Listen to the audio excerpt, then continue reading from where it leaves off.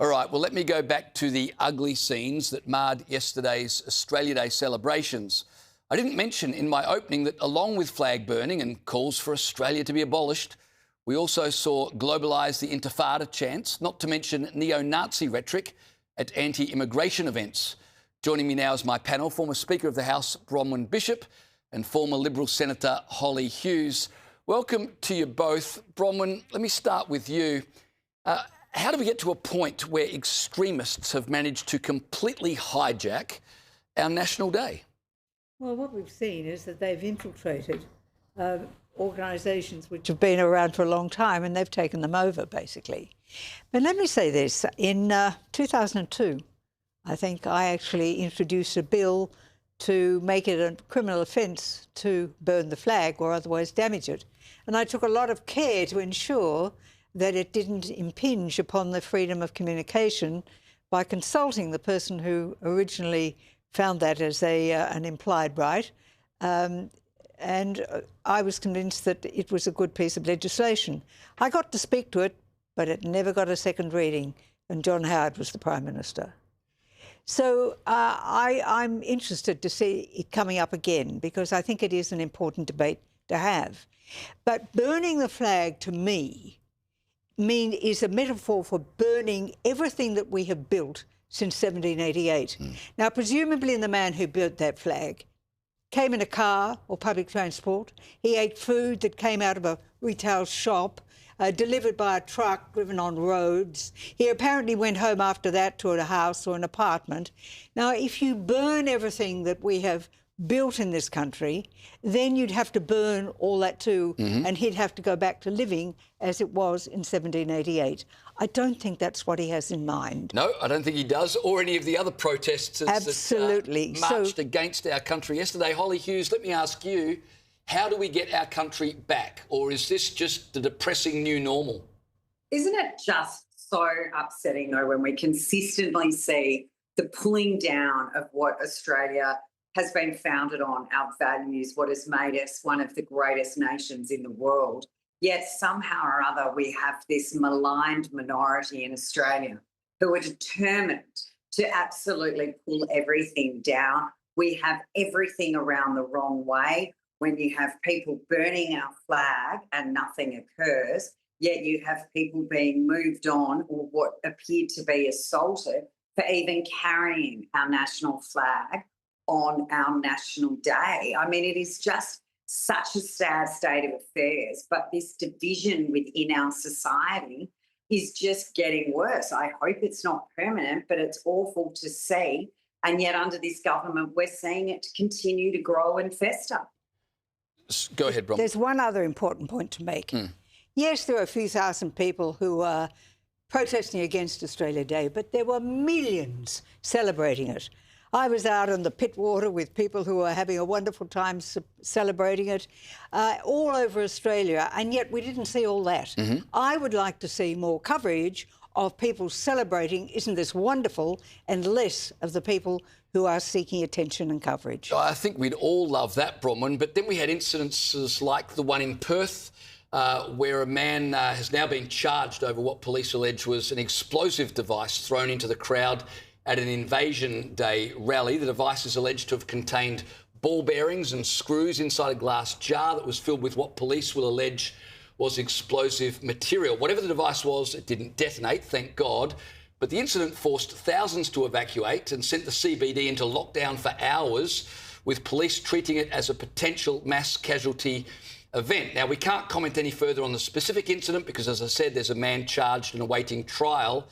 But more generally, Holly, do you ever feel like Australia is becoming completely unrecognisable to the country that we all grew up in? Well, it is. And you look at what's happening across so many of our major metropolitan cities and the way that these sort of activities are on the increase, that these people think this is an appropriate way to behave. And it would seem to be that the extremists on the far left are just as mad as the extremists on the far right.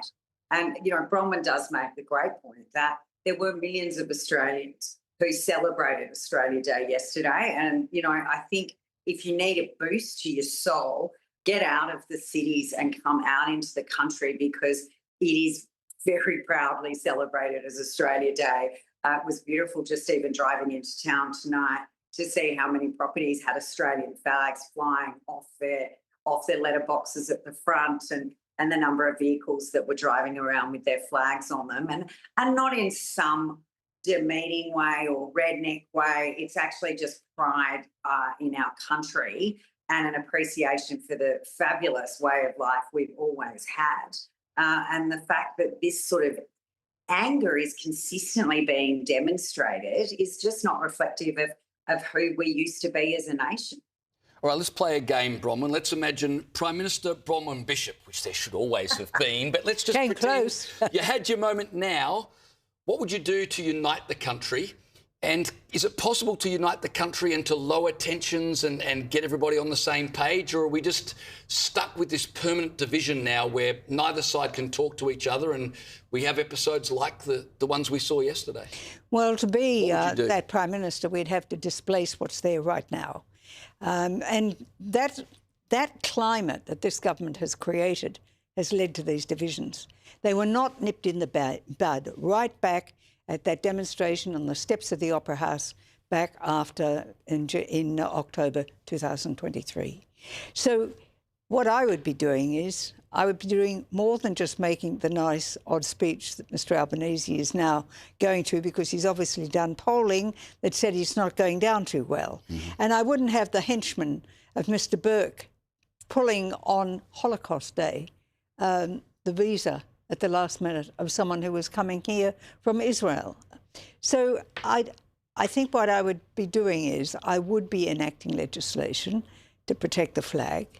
I would be setting standards that said, this is what Australians do, and I would be lessening immigration, and I would be strict about the visas that we issued, not in the way Mr Burke is doing, but in a way that really recognises what freedom of speech really does mean in this country. All right, let's talk federal politics then, because obviously leadership ruptions in the Liberal Party continue. So let's cut straight to the chase. Bronwyn, I'll start with you, then I'll come to you, Holly. Should Susan Lee face a leadership spill? Well, it's not a question of that. You've got people speculating about who might and who mightn't. I think I described the Liberal Party as doing a lot of dithering.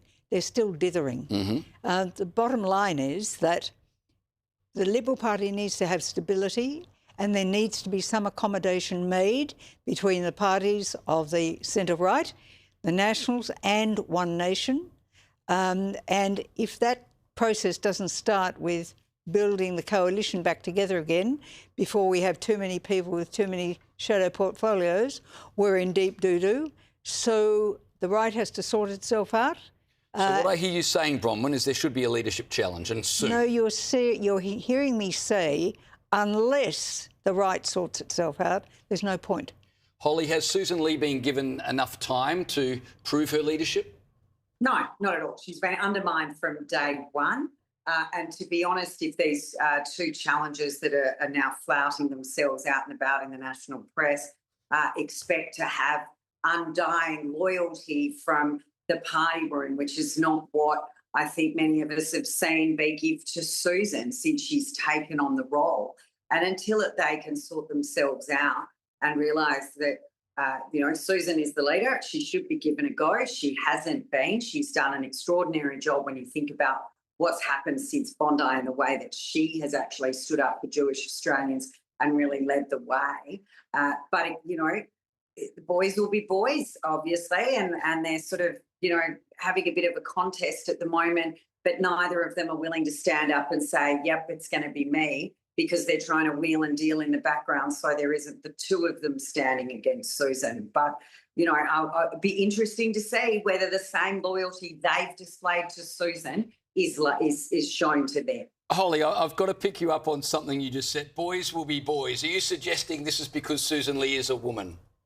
Oh, no, but it's like a pissing contest, to be perfectly frank, between, who's more conservative and right-wing of the blokes that need to get rid of Susan. And they've been participating in this charade since she took on the leadership. Look, I don't think she's been given a fair go.